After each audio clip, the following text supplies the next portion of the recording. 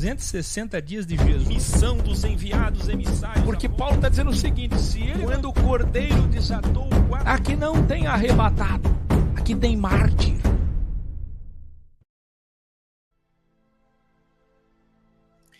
Universidade X, 72 aulas, 11ª aula.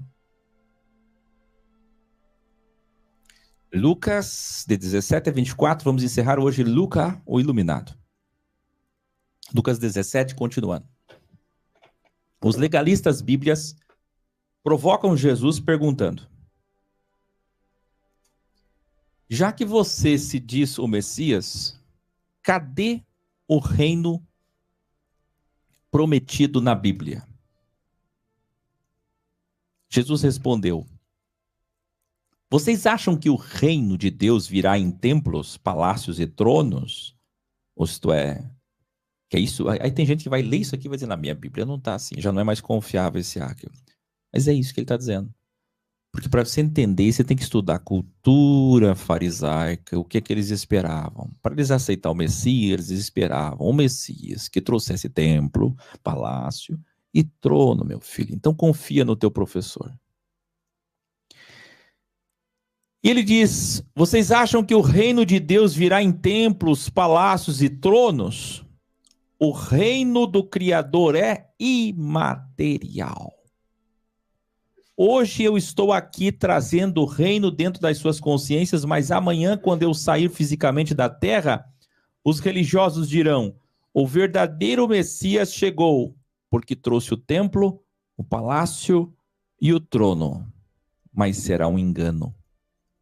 Porque embora o reino hoje já chegou imaterialmente, depois do falso Messias, o reino imaterial chegará aos homens como o relâmpago, cujo brilho vai de uma extremidade à outra do céu.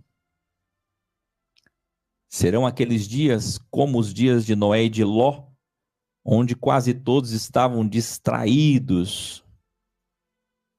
Estavam quase todos distraídos, e não é assim? Sim. Ó. Distraídos. Porque quando fala ali casando, dando-se em casamento, na verdade ele não está falando de casamento, não está falando de bebida, ele está falando de distração.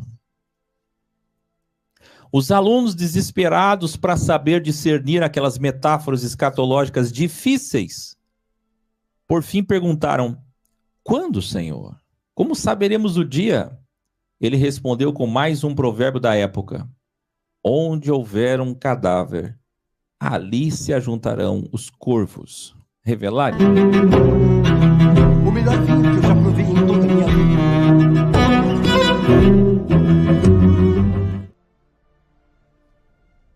É muito interessante essa questão dos provérbios que Jesus fala. Porque você já deve ter ficado horas na sua vida batendo a cabeça para entender esse provérbio, né? Só que ele não tem importância.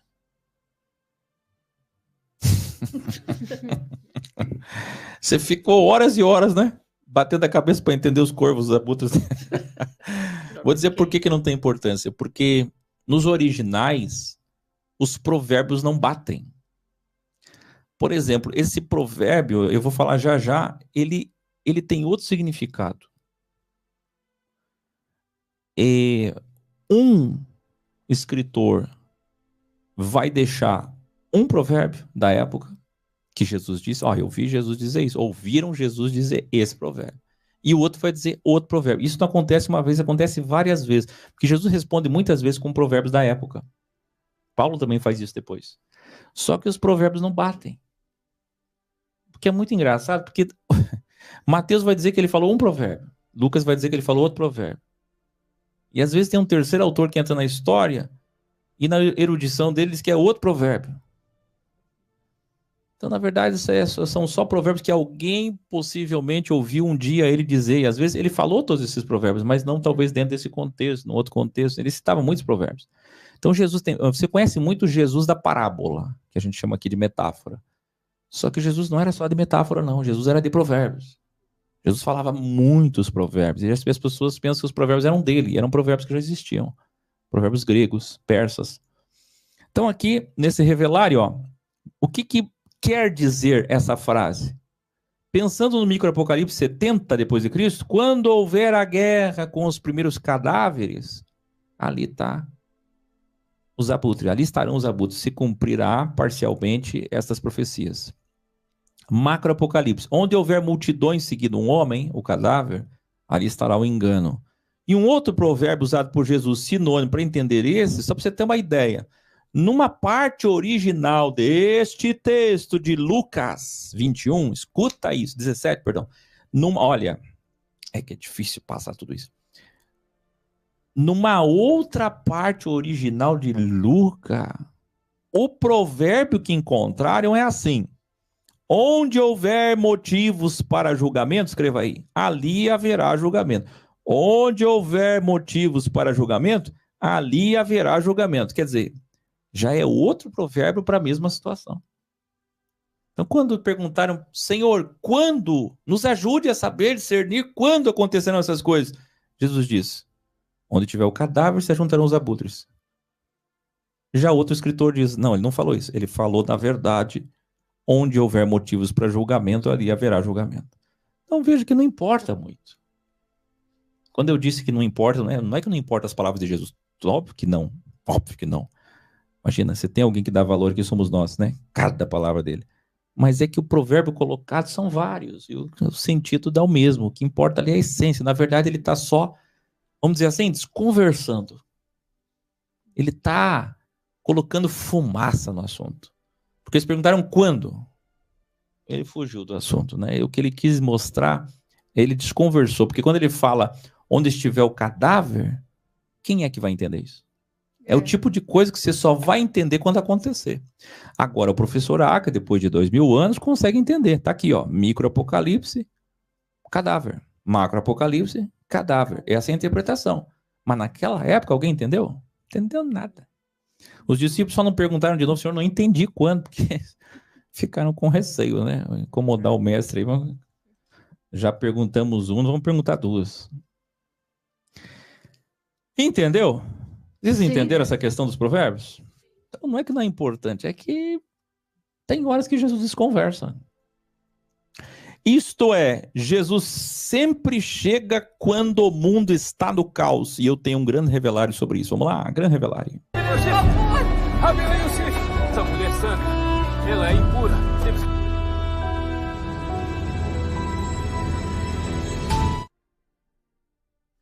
De Adão até Jesus foram 4.000 anos. Jesus chegou no ápice do ego religioso, onde administravam metade de todos os impostos do reino. Lembra? E estavam pensando, conspirando, prestes a dar o golpe militar em Roma. Porque em 66, quando eles dão o golpe, eles não fazem isso através dos zelotes. E quem eram os zelotes? Era o Mossad da época. Eles estavam criando um Mossad de zelotes, homens treinados que sabiam lutar, pegarem espada como ninguém, para dar o golpe em Roma, porque os soldados romanos eram muito bem preparados, eram muito mais homens, tinham muito mais dinheiro, e eles queriam dar um golpe militar e tomar Israel da mão deles, e avançar, e levar a ideia do Messias, entendeu?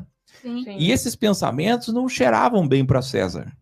Por isso que César enchia de soldado lá em Israel, porque sabia desse ego israelense de, se possível, colocar um rei para eles e dominar o mundo. Porque quando você sabe que um povo seu tem uma ideia dessa, você não se cuida? Sim. Imagina que você é um empresário, você tem um funcionário, que esse funcionário ventila lá na religião dele, na ideia dele, que um dia ele tem que derrubar o chefe dele e tem que se fazer igual. Já pensou, você saber que tem um funcionário que pensa assim? O que você faz? Você enche ele de guarda e volta, né? Ou manda embora. Então Roma sabia que cuidar de Israel era difícil. Porque Israel tem essa coisa de o dia que a gente tiver o Messias, a gente domina tudo. E eles estavam treinando os zelotes para isso. Você entendeu? Vai entendendo bem, vai entendendo bem. Então eles queriam tomar o Estado para eles já tinham um templo, eles tinham milhares de sinagogas, só em Jerusalém eram mais de 400, segundo os historiadores, muito dinheiro e poder. Hoje, após 2000 anos, o fogo está aceso. O mundo está dividido, igrejas denominacionais em todas as esquinas, igreja no poder político ao ponto de ser o próprio Estado, veja o Vaticano, teocracias, partidos políticos de teocracias, de movimentos ultraconservadores que se espalham pelo mundo, e quando eles levantarem o que foi derrubado, o que foi derrubado? O que Jesus vaticinou que seria derrubado? O templo. Quando eles levantarem o que foi derrubado, ali sabemos, Jesus precisa voltar, porque os abutres já estarão ali. Entendeu? Ali há motivo para julgamento. Então, o que o provérbio de Jesus quis dizer do cadáver ou do motivo para julgamento? O que ele quis dizer é, corvo só vem quando alguém morre. E julgamento só vem quando tem um crime. Basicamente, o que Jesus está dizendo é isso. Que Jesus está dizendo o seguinte, ó. Não vai acontecer enquanto não for para acontecer. Tem que ter a desgraça do mundo, da situação. Então, o que é isso? Vou explicar. No microapocalipse, só teria cadáver quando eles estivessem muito ricos, muito poderosos e assim, a um passo de tomar o poder de Roma. E não foi isso que tentaram em 66 depois de Cristo? Não foi o que tentaram? Sim. Por que tu acha que o Tito Flávio Domiciano, Bispo Domiciano, aquele nome enorme, chegou lá em 70 e destruiu tudo? Por que vocês acham? Porque eles tinham sofrido tentativa de golpe militar em 66 e 67. Faz ideia? Então, para não acontecer de tentar dar o golpe de novo, foram lá e cortaram pela raiz. Escuta bem o que eu vou dizer. Passados 2000 anos, professor Akio, agora há pouco, viu uma candidata a prefeita do lado da foto da Michele Bolsonaro, como aí na tua cidade, como em todos os lugares, já estão preparando a imagem da Michele para 2026. Seria a primeira presidente evangélica da história, que é o sonho do Brasil. Se você não entende, nós estamos de novo próximos de um sinédrio. Existe um PL 4.606 para proibir de criar qualquer Bíblia que não seja do sistema da SBB, da Sociedade Bíblica Brasileira. Existe um projeto de lei na Inglaterra e nos Estados Unidos para tirar da Bíblia as expressões que dizem que os judeus mataram Jesus e colocar só os romanos. Existem projetos de lei no mundo inteiro com essas ideias. Existe um projeto de lei em Israel dizendo que cristão não pode mais pregar Jesus para eles. Então existem várias ideias dessas surgindo de partidos ultraconservadores na Áustria, na Hungria, na Alemanha, até na França, que é de esquerda, está chegando à extrema-direita com 33%. Nós estamos com as mesmas ideias do H, da Segunda Guerra. Dá para entender? Que era em nome de Deus, pátria e família. Deus acima de tudo. Gente, eu não estou aqui fazendo campanha contra nada, eu só estou dizendo da história, estou falando que aconteceu e vai acontecer de novo.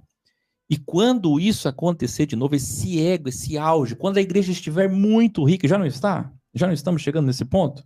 Que as igrejas são o próprio poder? Quando as igrejas forem muito poderosas, que eles conseguirem fazer tudo o que eles querem. Porque eu não sei se vocês sabem, mas quem patrocina o sionismo para vir o Messias de Israel são os evangélicos. Quem patrocina são eles.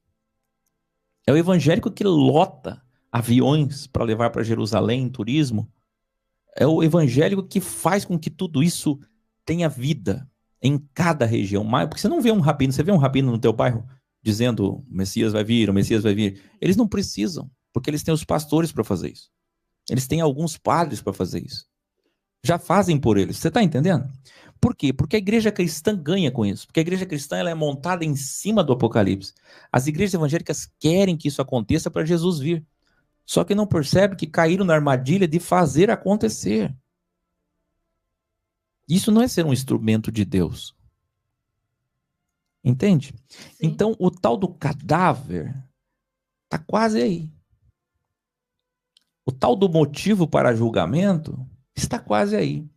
Quando de novo, escute bem o que eu vou dizer, vou dar um zoom aqui, ó. Quando de novo Brasil, Inglaterra, Estados Unidos, o mundo, Israel, estiverem naquele ego ao ponto de ter uma classe chamada fariseus, saduceus, você entende? Eu pergunto para vocês, já não estamos nisso? Já não temos centenas de milhares de doutores em divindade com anéis no dedo? Já não temos uma liderança imensa com roupas preciosas em todas as igrejas?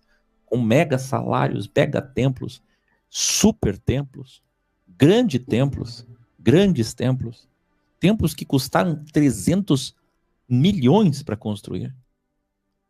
Eu pergunto para você, já não estamos nisso? Então veja, isso é um grande sinal do cadáver e dos abutres. Isso é um grande sinal de Jesus vir. Lucas 18. Outro dia Jesus ensina através de uma metáfora que tem como moral evoluir os alunos ao ponto de entenderem que mesmo nos dias mais difíceis que eles fossem constantes, que esse é o segredo do cristão original, constância, e continuassem pedindo ao Criador justiça. Então, mesmo que esteja sendo injustiçado, que a vida esteja ruim, difícil, seja constante. É isso que ele estava ensinando para eles, e não orações ritualísticas. Mas falou isso aos seus alunos que precisavam aprender a sempre confiar que eles estavam no caminho certo.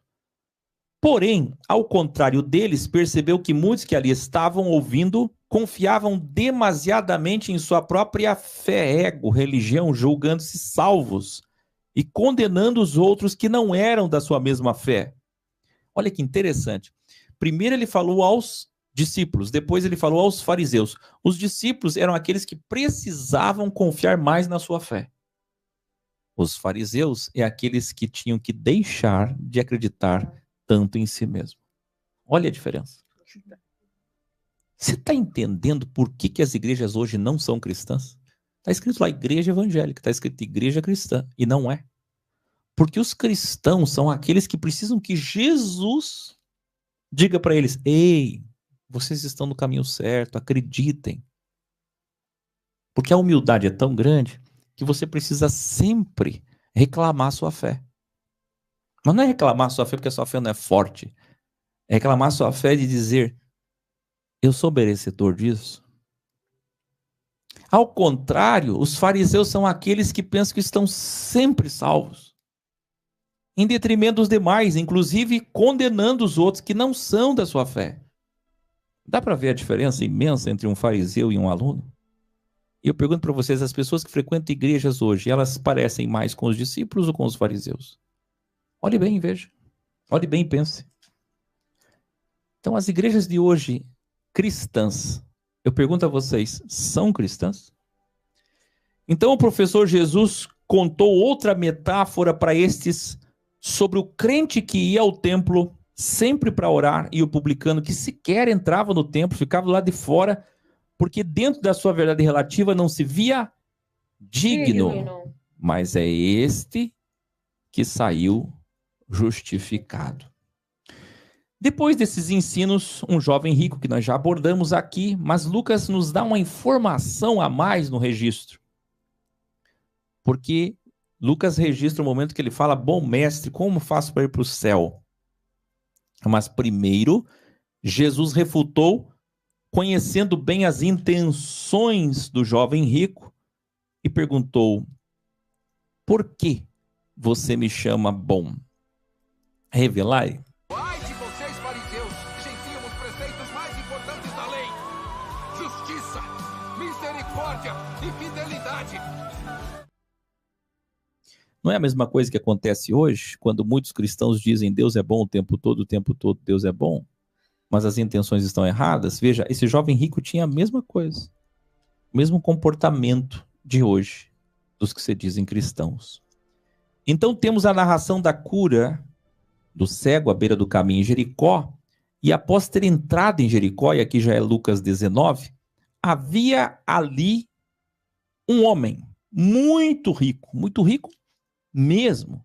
A gente sempre lembra de José de Arimateia, de Joana, de Susana, de Jairo, de tanta gente rica que acompanhava Jesus, mas a gente esquece dele, que era muito rico, se duvidar mais rico que os outros. Zaqueu, porque Zaqueu era chefe dos publicanos, faz ideia? Se um publicano igual Levi, Mateus, já era rico, imagina o chefe dele, né? Então, antes que a gente aborde dizer que desgraça é a mal feita subdivisão de capítulos e versículos da Bíblia posterior, que não foi feita, a Bíblia era pergaminho, rolo, nunca foi dividida em capítulos e versículos pelos discípulos, nem pelos professores, nem pelos apóstolos, mas depois, pela instituição católica, que dividiu capítulos e versículos, e depois confirmado pela instituição evangélica. E essa subdivisão de 18 para 19 de Lucas é uma das grandes desgraças, porque o contexto aqui está interligado e vocês vão saber agora. Zaqueu queria muito ver Jesus. Ele queria conhecer quem era Jesus. Ele tinha ouvido falar. Mas como ele era um homem muito pequeno, por causa da multidão, não desistiu. Ele desistiu porque era pequeno, tinha uma multidão? Ele não desistiu. Não. Ao contrário, correu na frente de todos. Correu na frente de todos, pequenininho correndo. E subiu numa figueira alta para vê-lo. A Bíblia fala figueira brava, tem gente que pensa que tem espinho. Figueira brava é só porque ela é muito grande. Figueira brava é porque esse tipo de figueira destruía as plantações. Você propagava muito rápido e destruía as plantações. Tirava os nutrientes das outras plantas, matava as outras plantas, não era bom. Vamos ver? Escuta o que eu vou dizer. Ele foi lá na figueira alta para vê-lo. Quando Jesus chegou, viu Zaqueu no alto da árvore e disse: desce depressa, Zaqueu, conhecendo as intenções, conhecendo o coração de Zaqueu. Eu quero ficar em sua casa hoje. Só que o interessante, até aqui, Zaqueu tinha dado golpe em muita gente. Como o Pablo Marçal já deu lá quando tinha 17 anos. Porém, embora ele tivesse dado golpe em muita gente, ele queria muito mudar de vida. E para sempre. Você está entendendo aquilo que a gente falou nas últimas aulas, principalmente na 10ª aula, sobre quando chega a verdade, você tem que fazer o cálculo. Para poder assinar o contrato e dizer sou cristão, a igreja diz aceitar Jesus e se batizar, mas para dizer ser cristão, você tem que fazer um cálculo. Se você realmente vai seguir até o fim. E o que Zaqueu fez? Ele era um homem da matemática, era o chefe da matemática. Ele fez todos os cálculos e disse: eu quero seguir este homem até o fim. E minha única oportunidade... Mas imagina uma pessoa... Você imagina uma pessoa extremamente lógica, fazendo cálculos e dizendo: minha última chance é essa. Gente, ele calculou a graça em equações. Ele transformou a graça em matrix, em números. Incrível. Em padrão binário. Ele disse: ó, isso, mais isso, dividido por isso, somado a isso, na potência tal, é minha última chance. A graça sobre mim é agora. Por isso que eu correndo na frente de todo mundo, foi lá. Zaqueu desceu rapidamente, muito feliz. Engraçado que tudo que se fala de Zaqueu é muito rápido. Sabe o que significa? Valorização. Porque quando você diz assim, vem cá me ajudar, e a pessoa vem bem devagar, ela está valorizando.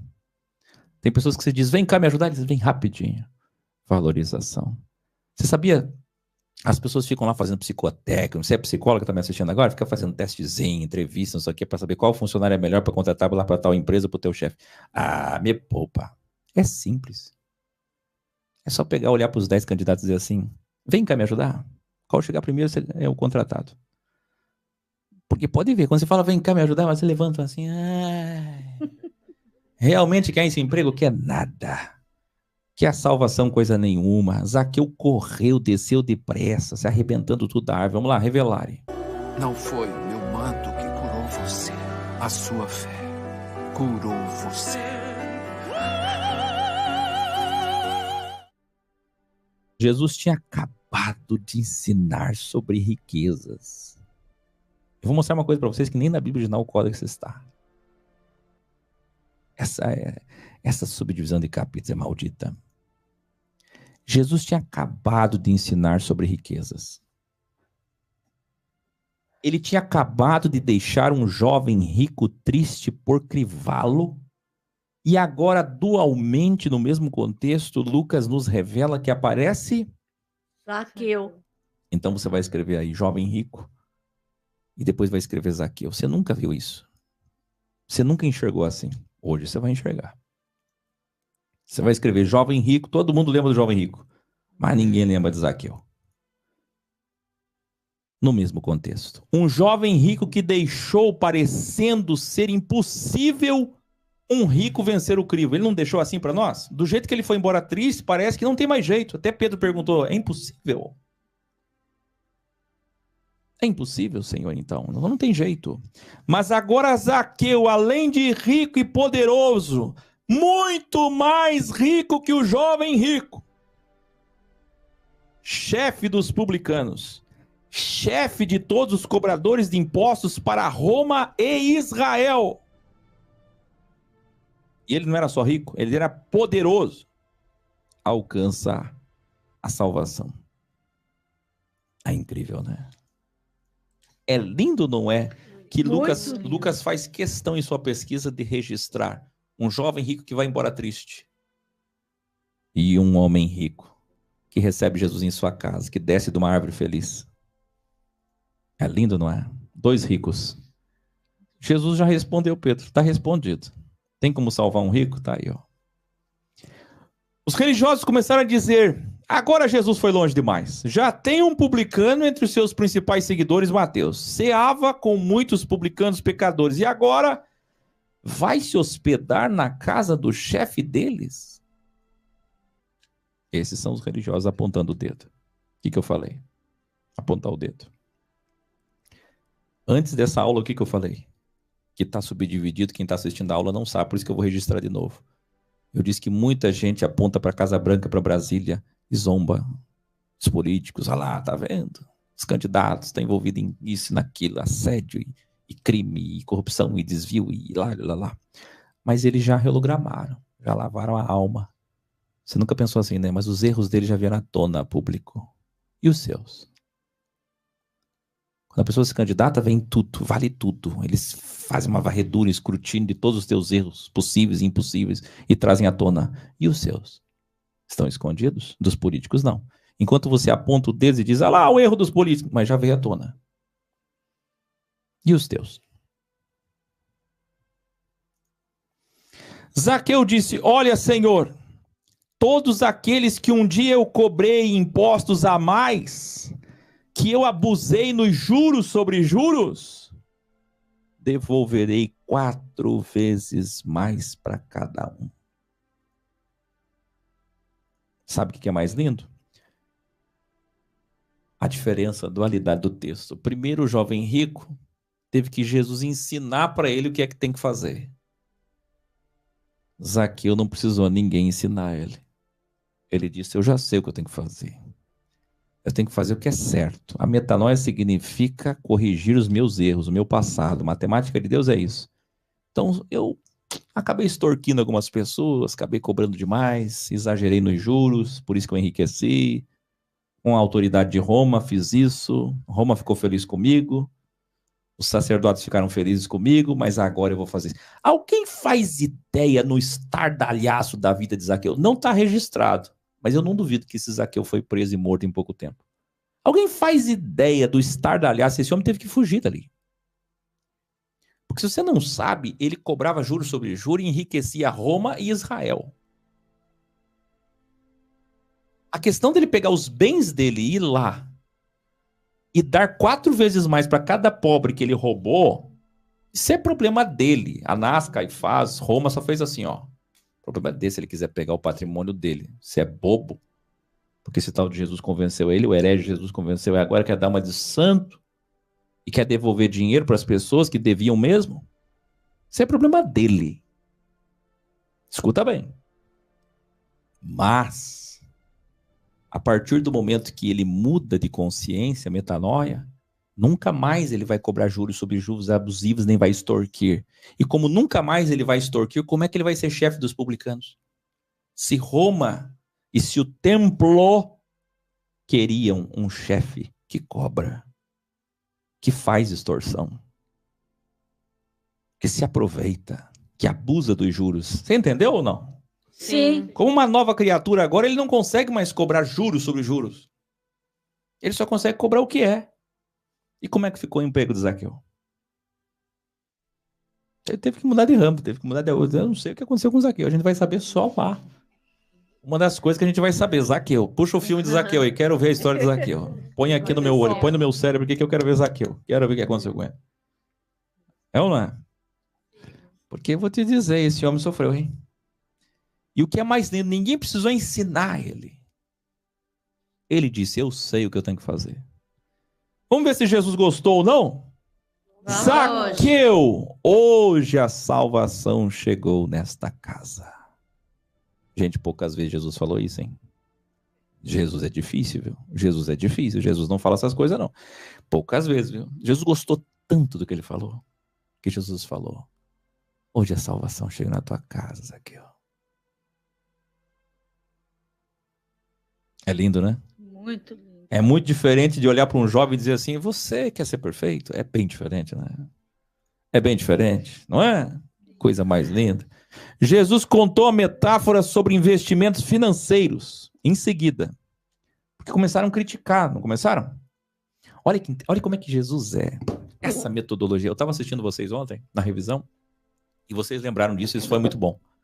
Vocês lembraram da questão da prédica de Jesus, como Jesus ensina. Qual é a didática de Jesus? Qual é a pedagogia dele? Ele flui didaticamente de acordo com os temas. Então ele está chegando ali, aí ele vê na árvore, ele já sabe a intenção, ele chama, quer ir na tua casa. Foi recebido, a multidão ficou tudo do lado de fora da casa de Zaqueu, curioso, tentando enxergar alguma coisa. Jesus, muito provavelmente, como de costume, foi para a janela, e antes de ter um banquete, dormir na casa de Zaqueu, olhando para a multidão lá fora para dar atenção para todos, sabe o que ele falou? Vou falar agora. Jesus não... Olha só. Qual é o tema que Jesus vai ensinar? Tema de investimento, de finanças. Porque se a vida de Zaqueu está envolvendo isso, se era um publicano que trabalha com investimento, o que ele vai fazer? Contou uma metáfora sobre investimento financeiro. Onde? Cada um de 10 homens receberam uma quantia de dinheiro. Mina, aí na sua Bíblia, é uma quantia alta de dinheiro. Então escreve aí, 10 homens, cada homem uma mina. Quando o Senhor voltou coroado, rei, porque muitos não queriam, ele tinha muitos inimigos, as pessoas não queriam que ele fosse rei.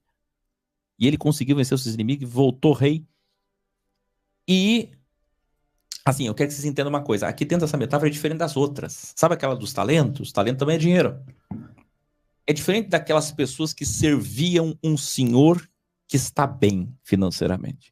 Aqui, eles pegaram uma mina de alguém que tinha muitos inimigos e que ia para outro lugar ser coroado rei. Quer dizer, tinha um perigo dele morrer ou de não dar certo ou de não ser coroado. Embora era um homem de família nobre. Então isso por si só já é um crivo, porque muita gente pensa assim, eu não vou trabalhar em cima desse dinheiro que me deixaram para alguém que nem de repente nem vai ser rei. Sabe uma coisa? É diferente você trabalhar para um presidente e trabalhar para alguém que é candidato a presidente. É diferente ou não é? Eles estavam trabalhando para alguém que é candidato. Mas mesmo assim, olha só, um pegou uma mina, uma quantia de dinheiro alta, e fez 10 daquela. 10 vezes mais. Multiplicou, investiu 10 vezes mais. E Deus, aqui representado por esse rei, depois que ele volta rei, ele diz, você vai governar sobre 10 cidades, porque você transformou uma mina em 10. Escuta o que eu vou dizer. Sabe, essa metáfora é tão profunda que ele falou na casa de Zaqueu? Porque além de ter a ver com tudo da vida de Zaqueu, com dinheiro e tudo mais, ele ainda está falando sobre um candidato a rei. E não é ele. Ele já era rei? Ele não era rei ainda. É um candidato a Messias, um candidato a rei. E sabe o que ele está revelando aqui? Ele está revelando o crivo que é servir Jesus naqueles dias. Porque uma coisa é você servir Jesus depois que ele já é rei.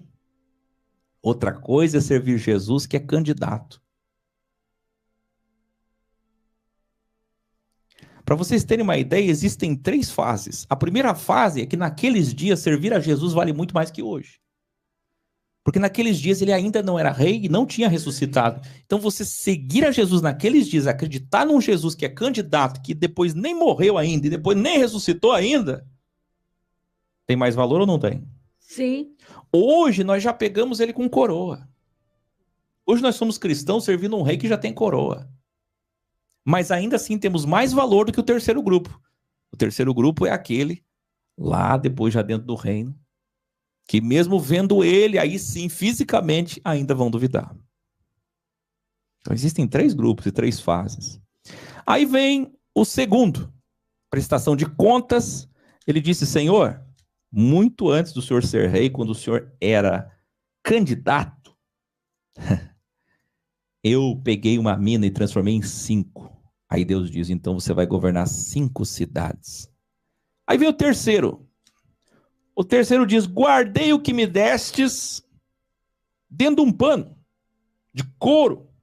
Um couro, um pano, um baú, tanto faz. E guardei, porque eu sabia que você é um homem severo. E com medo de você voltar rei ou não, eu pelo menos guardei. Revelar? O melhor vinho que eu já provei em toda a minha vida.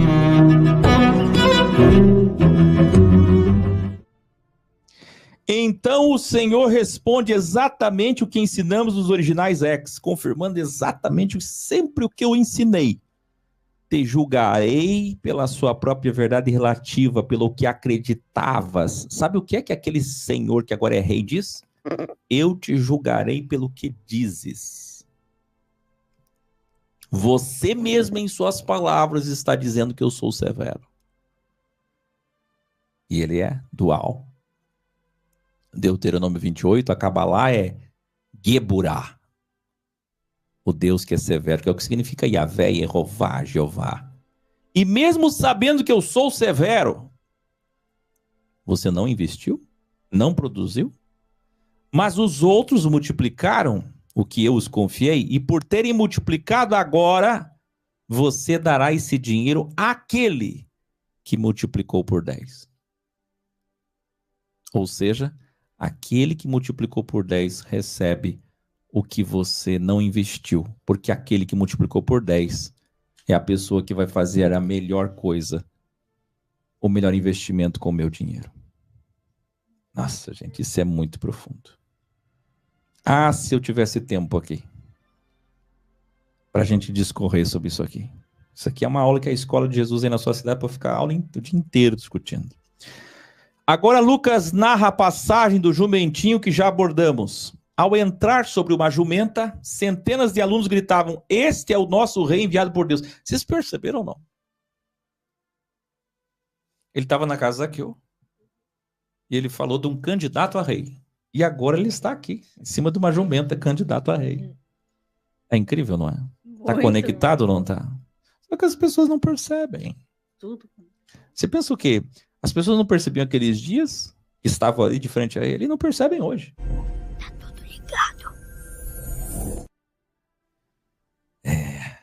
Irados, os líderes religiosos disseram a Jesus, professor, repreende seus alunos, eles estão te idolatrando, gritando Hosana, Hosana. Eu lhes digo, respondeu ele, se eles se calarem, as pedras Clamarão. Revelarem? O que é mais fácil dizer? Os seus pecados estão perdoados? Ou levante-se e ande? E hoje, quais são as pedras? Tem que registrar nessa Bíblia de bolso. Tem que registrar nessas 72 aulas, que vai ficar até a volta de Jesus, a Reuniversidade X. Quais são as pedras hoje? A IA, o metaverso, o holograma, quântica, ufologia. Se não houverem alunos e professores que ensinem a verdade, pedras não faltam para ensinar. Jesus, ao entrar em Jerusalém, chorou amargamente e disse, antes da gente ver o que ele disse, chorando, que fique registrado. Se esses não clamarem, as pedras clamarão.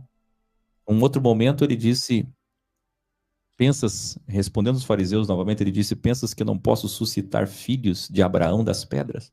Porque na época os religiosos tinham um prazer de dizer, eu sou judeu da tribo tal, filho de Abraão.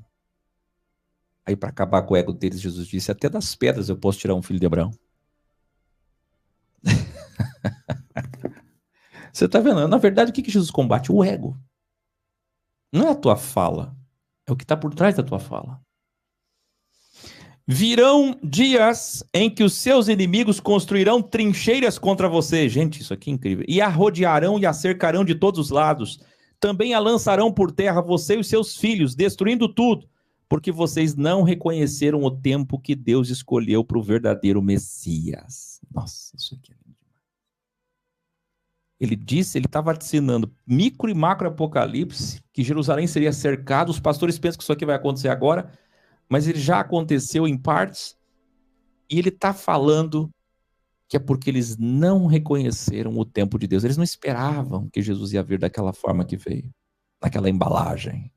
Jesus conta a metáfora já em Lucas 20 da vinha, e ele assina de novo em 3 homens enviados para receber parte do resultado da plantação. Quando todos os 3 morreram, pelas mãos dos lavradores que queriam dar o golpe no Senhor, que viram que a vinha tinha dado muito dinheiro, eles pensaram, vamos dar o golpe. Enviou o primeiro lavrador, mataram. O primeiro mensageiro mataram, o segundo mensageiro mataram, o terceiro mataram. Quem matou? Os lavradores. Aí o Senhor disse, enviarei então meu próprio filho, que é meu herdeiro. E esse, quem sabe, respeitarão. Olha a metáfora. Mas também o mataram porque sabiam que era o herdeiro. Agora que mataram para valer, porque pensaram, esse daqui é o filho, é o herdeiro. Se a gente matar ele, não tem mais para quem deixar a herança. Agora a herança toda é nossa. Alguém entende a profundidade disso? É o que eu digo, eu não posso me aprofundar no teu tempo. Se eu for me aprofundar nisso aqui, só para dar uma pincelada, uma palhinha simples, Israel matou Jesus para ficar com toda a herança, para não dividir a herança de Deus com os pagãos, eu e você.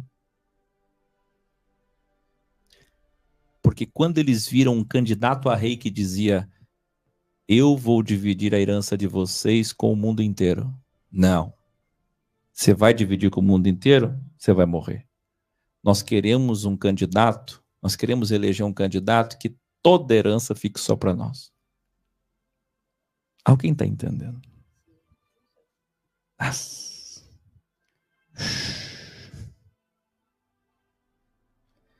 Essa metáfora é tão simples que ninguém entende.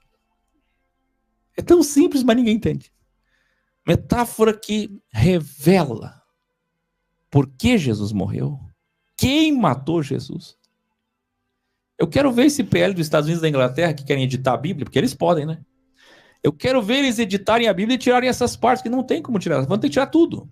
Porque todas as metáforas de Jesus, direta ou indiretamente, estão falando a mesma coisa. Vocês sabiam disso? Então o dono da vinha veio e matou. Deus é bom o tempo todo? O dono da vinha veio e salvou, perdoou, entendeu, matou a todos os lavradores e deu a vinha aos justos. Você quer o quê?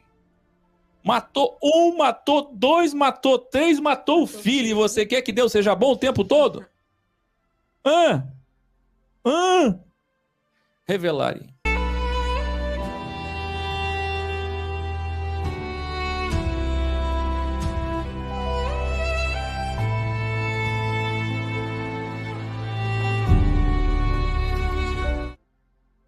Foi tão terrível essa metáfora. Aumenta a música, olha isso aqui. Foi tão terrível essa metáfora que quando eles ouviram, o povo teve uma reação estranha. O povo disse assim, que isso nunca aconteça! Mas Jesus disse, isso já aconteceu.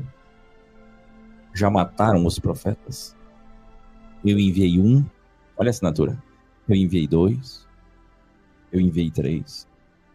Mataram e mataram todos que foram enviados. E agora matarão o herdeiro primogênito de Deus.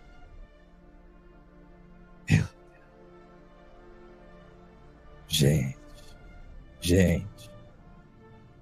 Olha, não tem como. É muito poderoso tudo isso. Muito poderoso. Mas depois, todos os obreiros religiosos que perseguem os que ensinam a verdade morrerão. E a vinha será dos justos. Eu quero que você escreva assim, ó. Obreiros, lavradores, trabalhadores. Porque quando é obreiro, é o que as igrejas usam. O obreiro é o pedreiro da obra. Quando ele vai falar agora da pedra angular, que eu nem entrei, ele vai falar da pedra rejeitada lá do Velho Testamento, Tanar. Ele vai falar dos trabalhadores que rejeitam a pedra angular. Mas dentro da metáfora eram os lavradores, porque ele está falando de vinha. Seja lá qual for o sinônimo, ele disse, depois de tudo, esse é o Apocalipse, depois de tudo, esses que mataram. Gente, olha, eu vou dizer uma coisa para você, você está me assistindo agora, você está dizendo, professor, eu nunca mataria Elias, Moisés, nenhum profeta, Jeremias, Ezequiel, Obadias, Jesus, ninguém. Mas a sua igreja diz que o Akel é herege satanista. E se tivesse constituição e um presidente evangélico, um sinédrio, por ter feito essa Bíblia e por ensinar o que eu ensino, eu teria que ser exilado do país, preso ou morto. É só porque estamos em outros tempos ainda. Mas em tempos que a teocracia já está voltando. Se você não entendeu ainda, eu vou explicar de outra forma. Se você pertence a uma denominação que pertence a esse sistema conjunto, a sua denominação pertence a esse universo de igrejas chamado cristianismo, ligado ao judaísmo, onde tem avó judaica, mãe católica e filhas protestantes. E todas juntos, para Deus é uma coisa só. E se você ainda pertence, depois de me assistir, depois de entender o que eu estou ensinando, aprovando, todo dia, aqui estamos na 11ª aula, já provei tantas provas, que acho que em 10 aulas, nem preciso de 10 aulas para entender tudo. Se você continuar aí, você é conivente, você é coparticipante, você faz parte do sistema de obreiros e lavradores e trabalhadores que mataram Jesus e os profetas. Então foi enviado um, mataram, 2, 3 e o filho. Você diz, eu amo Jesus, eu louvo Jesus, eu oro a Jesus, eu nunca mataria Jesus, mas você pertence ao sistema que o matou. E está escrito, os que perseguem, aqueles que perseguem os que ensinam a verdade morrerão. E para quem que vai a vinha? Para quem que vai a vinha? Os justos. De quem agora será a vinha?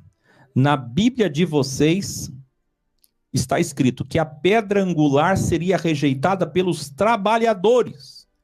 E aí Jesus se revela, eu sou a pedra angular, a pedra com ângulo. Quando os teólogos entenderam que aquele ensino era uma ameaça de Jesus, porque eles interpretaram assim, começaram a conspirar ainda mais sua prisão e pena de morte. Daquele dia em diante, escuta o que eu vou dizer. Daquele dia em diante, por causa dessa metáfora que eu acabei de falar, da vinha, porque muitas metáforas eles não entendiam. Essa eles entenderam, eles interpretaram e disseram, somos nós. Ele está dizendo que vai nos matar. Eles pensaram que ele vai tomar o poder um dia, e quando ele for rei, ele vai nos matar. Ele tá falando da vingança dele. Eles não entendiam? Daquele dia em diante, os líderes do templo pagaram espiões que fingiam ser alunos, está escrito na sua Bíblia, para ouvir tudo que ele ensinava e delatá-lo. Então Lucas narra o que já vimos, os vários espiões que procuravam incriminar Jesus. Se você não entendeu isso, eu vou te explicar. Sabe tudo aquilo que a gente já viu, dos fariseus chegando e perguntando o divórcio, depois os saduceus perguntando da mulher que foi casada com 7 irmãos, com qual que ela ficaria casada no reino, depois a questão dos impostos, César, César, Deus, Deus. Aqueles crivos todos que a gente já viu, Lucas em sua pesquisa nos revela que foi por causa dessa metáfora da vinha que eles se sentiram ameaçados, eles contrataram espiões, pagaram espiões, e esses espiões é que foram lá incriminar ele publicamente das questões de divórcio e de impostos, para tentar tirá-lo dali já amarrado, algemado. E não conseguiram. Meu Deus, gente, agora fica muito claro por que essas pessoas chegavam e diziam, grande professor Jesus, és um mestre de sabedoria, ninguém ensina como o senhor. És um homem íntegro, justo e amável, Por quê? Porque fazia parte da espionagem. E aí você tem que entender uma máxima. Eu não falei ontem aqui dos 3 tipos de aluno. Um deles é qual? Ontem não, aula 9 e 10. Eu te seguirei para sempre. O problema é esse. Jesus estava cercado de espiões, de infiltrados, de fakes, de falsos, que fingiam ser alunos, dizendo, eu vou com você. Quando o exagero era demais, todo exagero Revela uma necessidade. revela uma necessidade. Esses exageros eram características de alguém que estava forçando ser o que não é, fingindo ser, para tentar incriminá-lo. Lucas 21, no dia das ofertas, lembra da viúva? Os alunos elogiam o luxo do grande templo e ouvem de Jesus. Os templos, o templo e as sinagogas prenderão vocês. Mas não se preocupe, eu lhes darei sabedoria para saberem se defender. Imagina a reação desses alunos, né? Elogiando o templo e de repente escutar que aquilo ali perseguiria eles. Muitos se levantarão contra vocês, até religiosos da própria família, mas será perseverando que vocês obterão a vida. É muito interessante essa expressão, será perseverando que vocês obterão a vida. Por quê? É muito, porque sabe aquela expressão de Mateus 24 que diz aquele que perseverar até o fim será salvo? Aquele texto é uma briga entre adventista, entre testemunho de Jeová e Assembleia de Deus e Batista. Eles estão brigando até hoje por causa daquele texto. Porque aquilo ali é perseverar até o fim do quê? Perseverar até o fim da grande tribulação, perseverar até o fim dos tempos, perseverar até o fim da tua vida, perseverar o quê? O que está falando? E não tem nada de nada. Agora em Lucas você entende que está dentro de um outro contexto. Na verdade o que Jesus falou foi o seguinte, vocês vão sofrer na família, vão sofrer com as sinagogas, muita gente vai ser contra vocês, vocês vão ter muito inimigo. Só perseverem e vocês terão a vida. É só isso. É dentro desse contexto. Então quer dizer, aquele texto, daquele jeito que está posto lá em Mateus, fica daquele jeito, abrindo para as pessoas ficarem dicotomizando, dividindo e interpretando errado e criando confusão e divisões. Quando na verdade Jesus só está dizendo o seguinte, continua, seja constante, vai até o fim que você vai ter vida. Só isso, tem nada de místico. Depois do primeiro microapocalipse, Jerusalém será pisada pelos não-judeus, até que os tempos deles quem? Os não-judeus, se cumpram. Depois que o tempo dos não-judeus em Jerusalém, existe um tempo para isso, acabar. E qual é o tempo disso? A filosofia é que sabe disso. 2000 anos, 2 dias, escreva aí, quinta e sexta-feira, virá o segundo apocalipse, que nós chamamos de macroapocalipse. Revelare. Aqui está o que é maior do que o tempo. É Senhor, até mesmo no sábado. Está claro que depois que passarem 2 dias dos judeus, deixando os turistas, aqui está falando dos evangélicos que fazem caravana para Jerusalém, aqui está falando de nós, que qualquer um de nós aqui um dia vai lá para Jerusalém e coloca um pouco de poeira naquele chão, ou espalha a poeira que está lá. Pisotear aquele lugar é por 2000 anos. Quando esse tempo acabar, sabe o que vem? Olha o revelar, depois de 33, haverá sinais no sol, delta, lua, estrelas. Na terra, as nações se verão em angústia e perplexidade, com bramido, e agitação do mar que invadirá as cidades. Sabe quando que o mar vai invadir realmente as cidades? Depois de 2033. Com erro de cálculo, de calendário, talvez 29 a 33.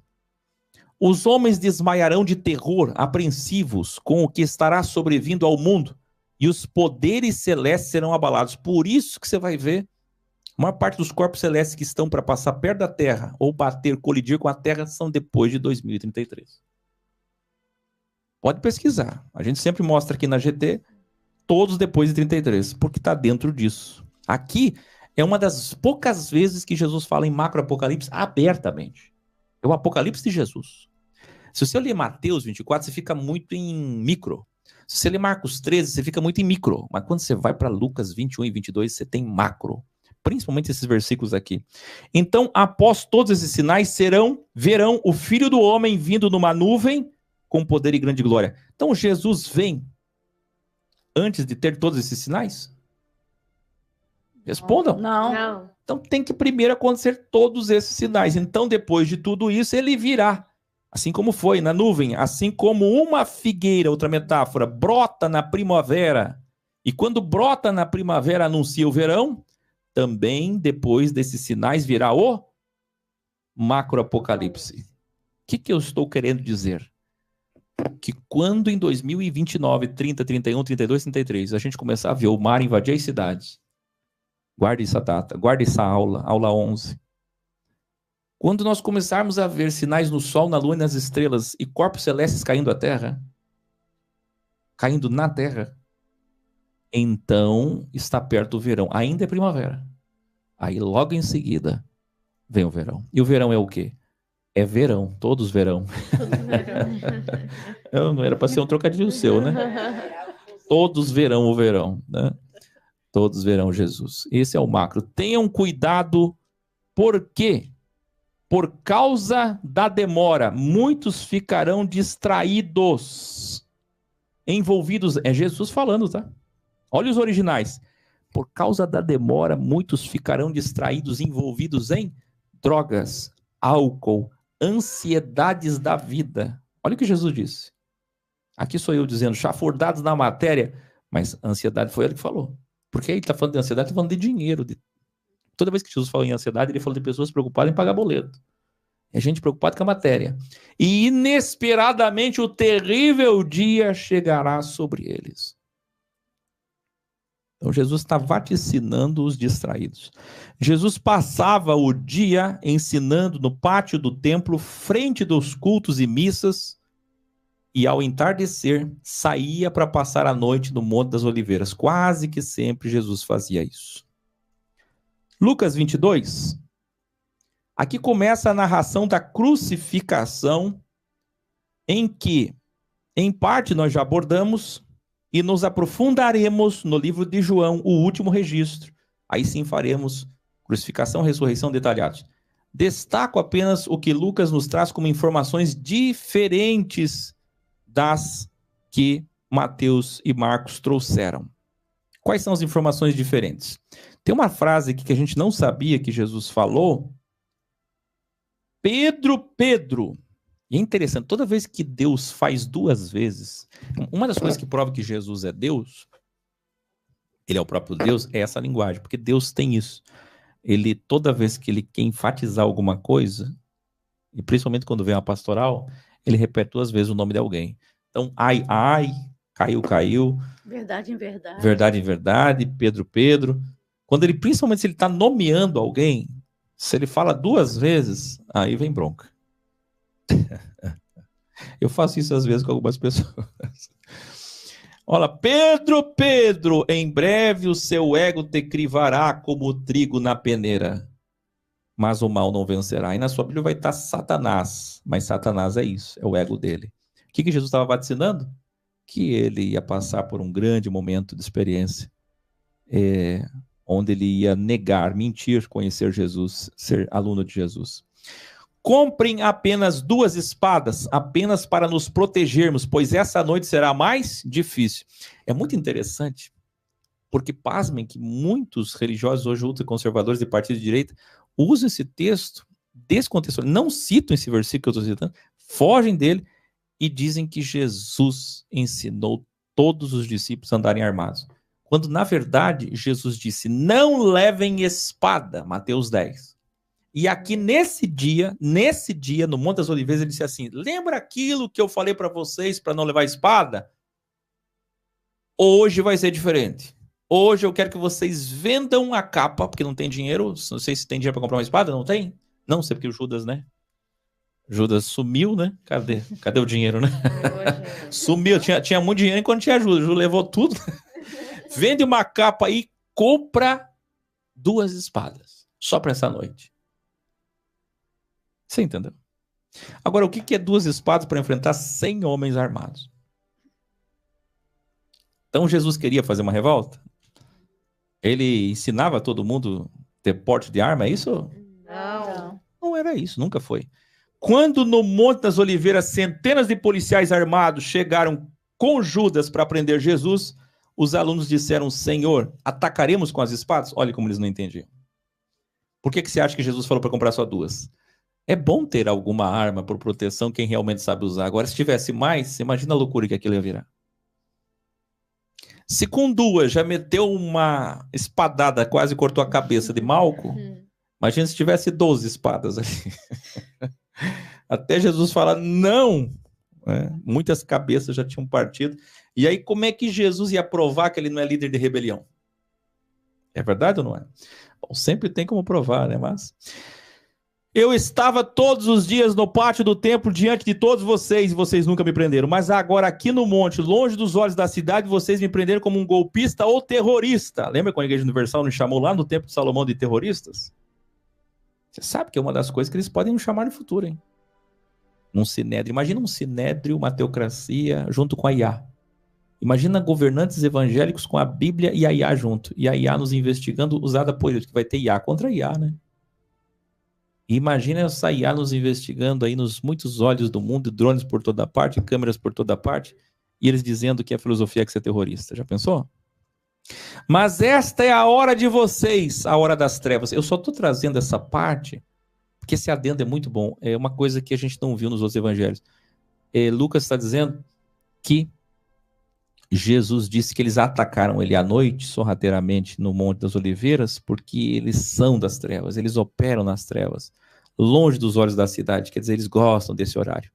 Não que eles estivessem na rua, mas saíram à rua para prender Jesus na surdina, na calada da noite, no oculto. Quer dizer, Jesus está dizendo, vocês gostam das trevas, né? Vocês são das trevas. Lucas 23, Pilatos respondeu a Jesus, você é o rei dos judeus? Perguntou, perdão. Tu o dizes? Respondeu Jesus a Pilatos. Olha que interessante isso aqui. Pilatos enviou a Herodes. E se você não sabia, Herodes era adversário político de Pilatos.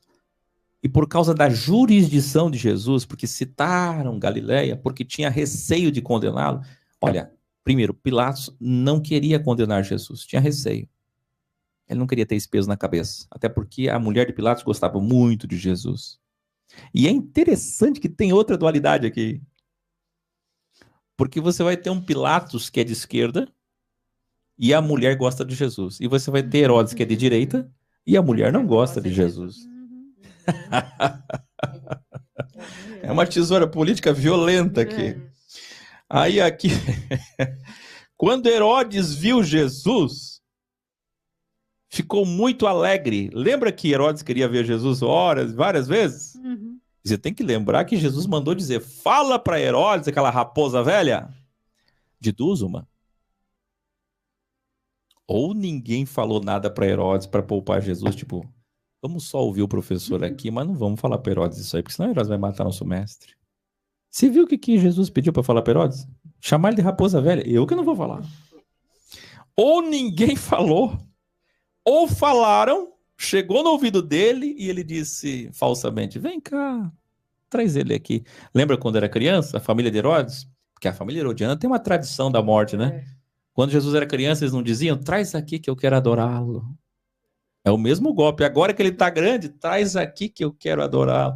Desde pequenininho, né? Essa é a vida de um cristão ex, de um peixe azul turquesa. Quando pequenininho, traz que eu quero adorá-lo. Quando grande, traz que eu quero adorá-lo. Adorá-lo é... Olha só, uma coisa que tem que deixar claro aqui é que além de serem adversários políticos, Pilatos não queria condená-lo e só enviou a Herodes, porque Herodes estava em Jerusalém coincidentemente nesses dias, coincidentemente, você acha que Herodes estaria coincidentemente? Ele ouviu dizer que Jesus estava preso e falou, eu vou para lá. Hã?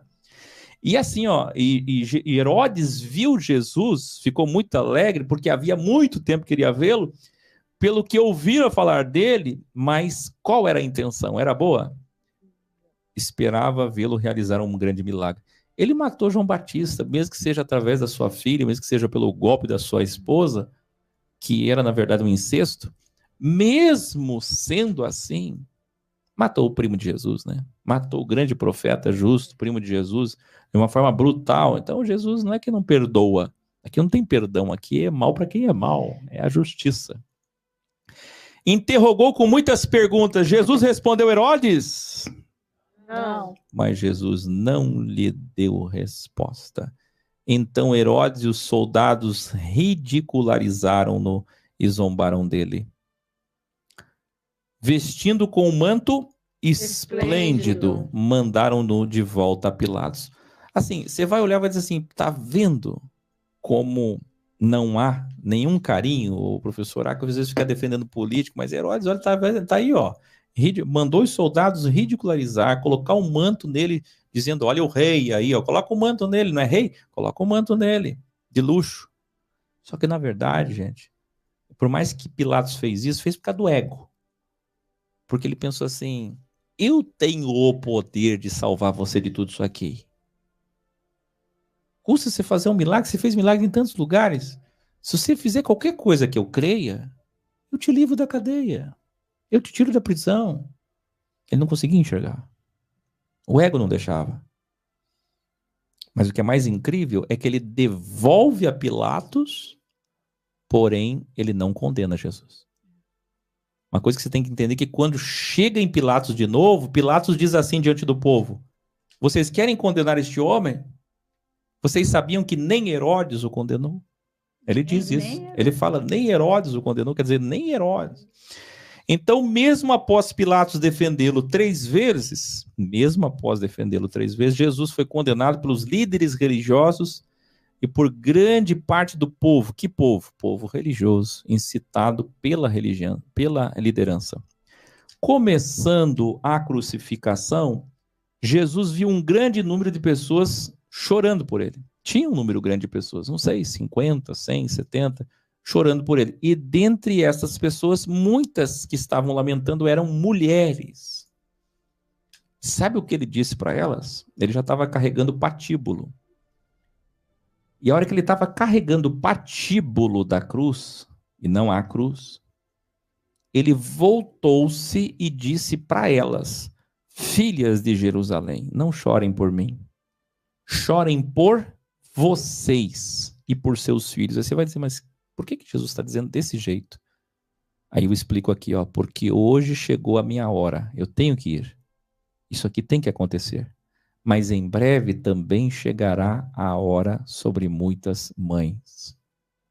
Então parece grosseiro da parte de Jesus dizer assim, não chora por mim, chora por vocês e seus filhos.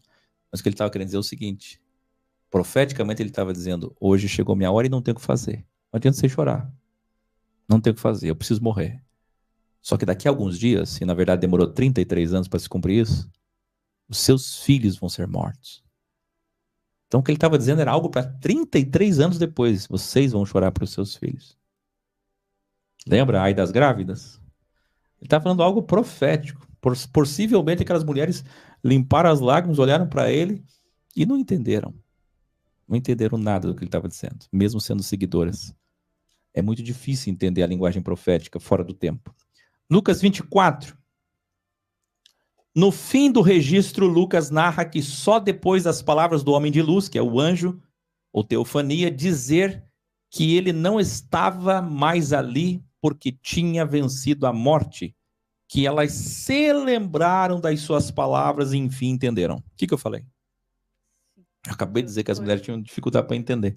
E aqui prova, já no comecinho do capítulo 24, que depois que o homem falou, que elas viram que o corpo de Jesus não estava ali, aí que elas disseram, agora entendemos tudo que ele falava sobre os 3 dias, que sempre Jesus estava dizendo, depois do terceiro dia, delta dia, mas que delta dia é esse que eu não entendo, né?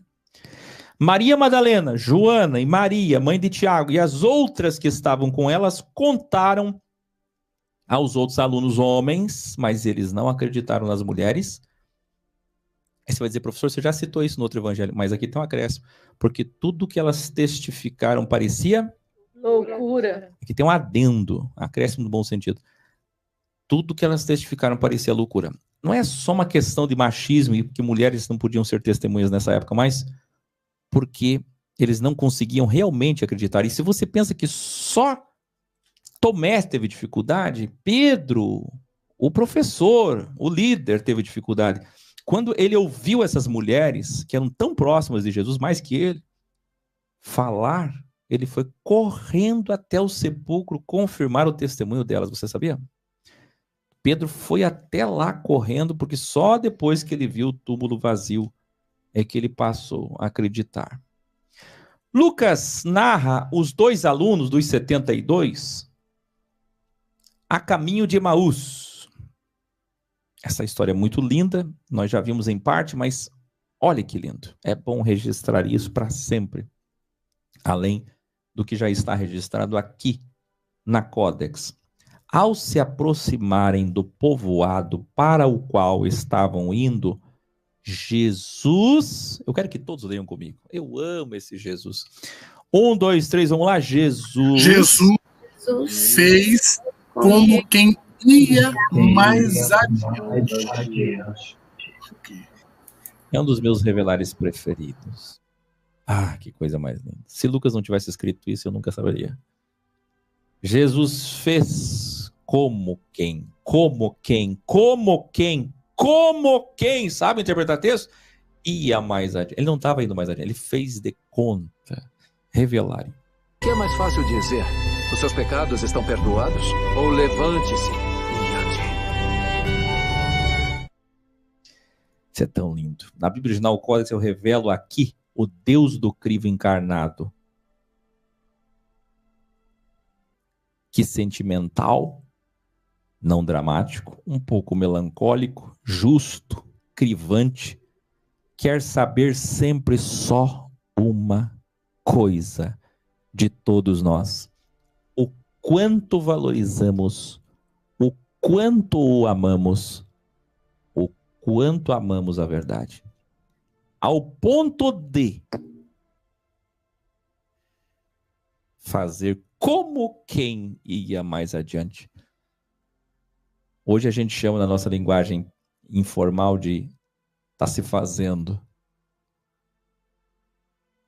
E Jesus estava se fazendo. E por que ele fez isso? Porque ele queria saber se realmente eles o amavam. Se realmente eles valorizavam a sua permanência. E às vezes eu faço isso aqui. Aí o que as pessoas dizem? Muitas coisas ruins.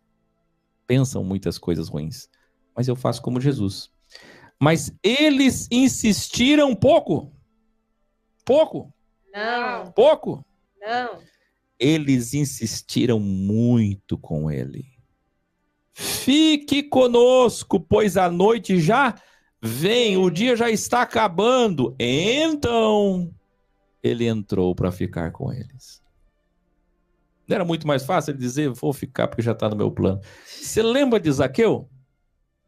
Sim. Ele precisou de convite? Não. Ele olhou e disse, hoje eu vou dormir na tua casa. Aqui não, aqui ele ficou se fazendo. Ele fez de conta que ia embora, um passinho para frente, mais um passinho para frente, mais uma sandalinha, levantava o pé devagarinho. Fica conosco, Senhor. Será? Fica conosco, Senhor. Não sei não. Fica conosco, Senhor. Acho que não. Esse é o teu Deus. Aí você diz, para que tudo isso? Liderança e melancolia são um mistério.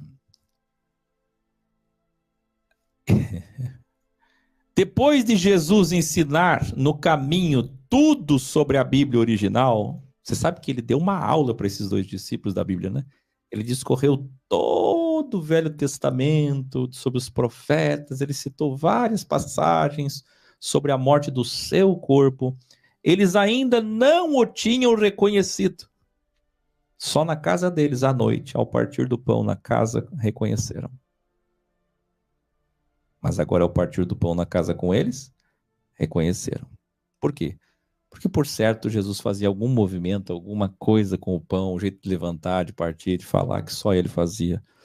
E esse jeito dele fazer, que nunca foi registrado, porque não importa, não é um ritual, e até Deus nem quis que isso fosse registrado, porque se fosse registrado, as pessoas estavam fazendo igual até hoje, estava todo mundo levantando o pão igual e querendo repetir igual ele, achando que isso salva.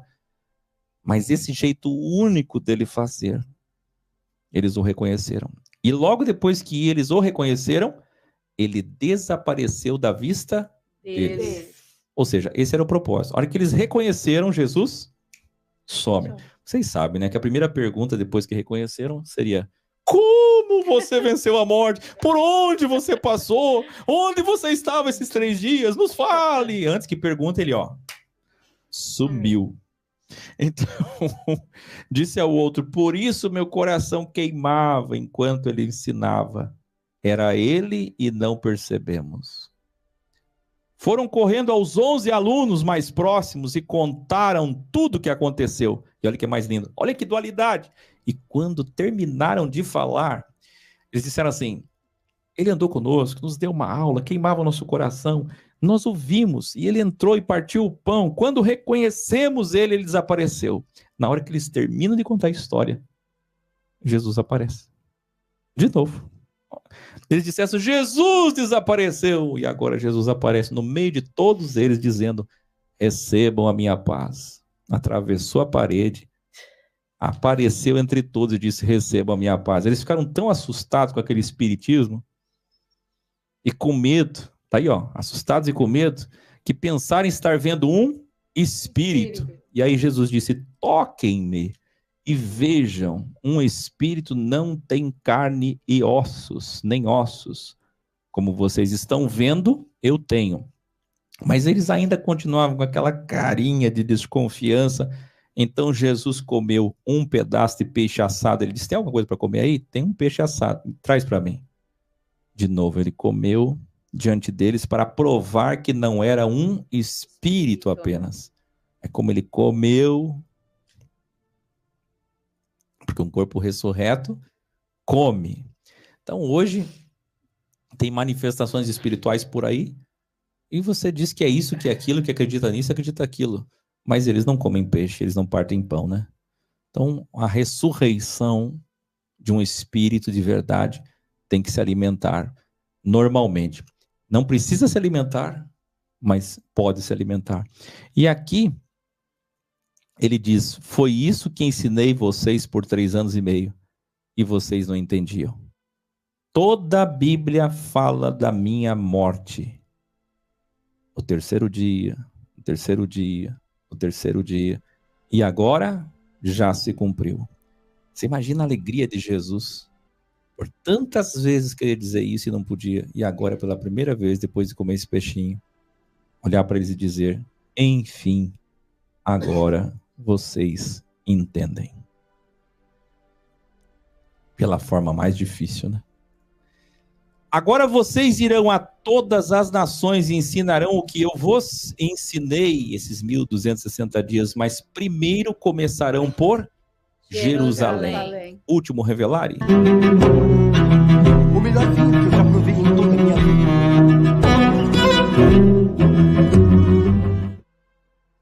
Esse é o Deus do tempo Ouroboros. Tudo começa em Jerusalém, tudo termina em Jerusalém. É lindo, não é? Começa em Jerusalém, termina em Jerusalém. Em Jerusalém vocês receberão autoridade para ir ao mundo. Então Lucas narra o começo da subida despedida ufológica de Jesus, que ele só vai detalhar e concluir lá no começo do livro de Atos dos Apóstolos, também de sua autoria. É muito interessante o jeito que ele termina o livro de Lucas e começa o livro de Atos. É a mesma coisa. E aqui outro erro, porque o livro de Atos não deveria ser separado de Lucas. Deveria ter sido feito Marcos, Mateus, João, e aí por último Lucas, já começando Atos em seguida, porque é Lucas quem escreve Atos, e é Lucas quem... Se você pegar os últimos versículos de Lucas e os primeiros de Atos, você vai ver que é continuação. É isso, gente boa de Deus. Tanta coisa linda num programa só, né? E eu quero ver, porque amanhã tem mais revelados da 12ª aula, depois tem 13ª aula, e eu quero ver vocês revisarem isso semana que vem, sem esquecerem de nada. Eu encerro esse programa com muita alegria, nos despedindo de vocês aqui, nos despedindo aqui também na nave mãe, povo, e além de todos vocês, que vão assistir depois, a maioria. O pessoal do chat. Agora eu tenho um nome para o pessoal do chat, os chatistas. Os chatistas. Música nova, não ouvi ainda, inédito para mim também, música Dark do Luiz, que vai vir lá no 5º álbum da Filosofia X. O 4º álbum já vai ser lançado semana que vem, em todas as plataformas de graça. Vamos lá, música Dark, Luiz, São Paulo. Vamos ver. Amanhã, 12ª aula, hein? 1260 dias de Jesus. Missão dos enviados emissários. Porque Paulo está dizendo o seguinte: se ele, quando o cordeiro desatou o guarda, aqui não tem arrebatado, aqui tem mártir.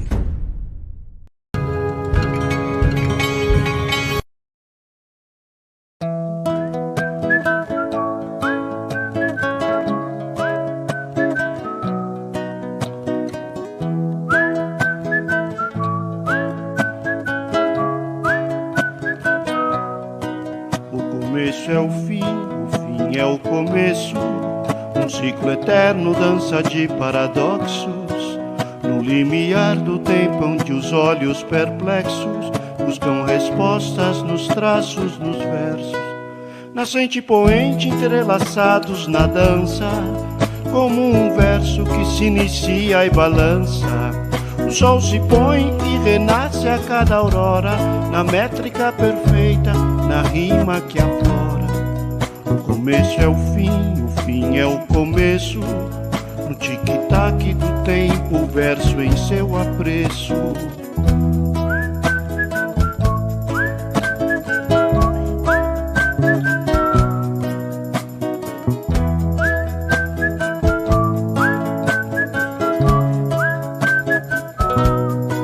Neste ciclo eterno, o 8 se entrelaça, Ouroboros que dança, serpente que abraça. 8 símbolo mágico, infinito laço, na espiral do destino, eterno abraço. Em cada volta, o mundo se renova, o passado e o futuro, a dança à prova. Tic-tac, tic-tac, o relógio não se cansa, o tempo tece histórias, memórias e esperanças. O começo é o fim é o começo. Tic-tac, tic-tac, tic-tac, tic-tac.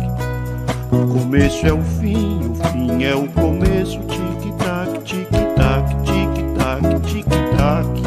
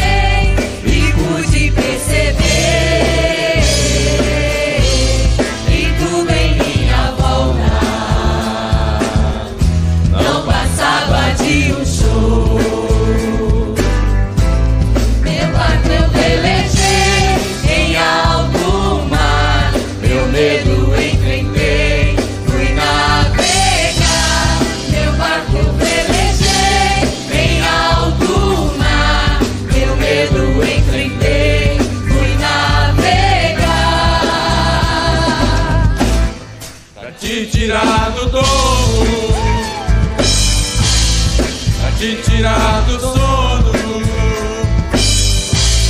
pra te tirar do mar,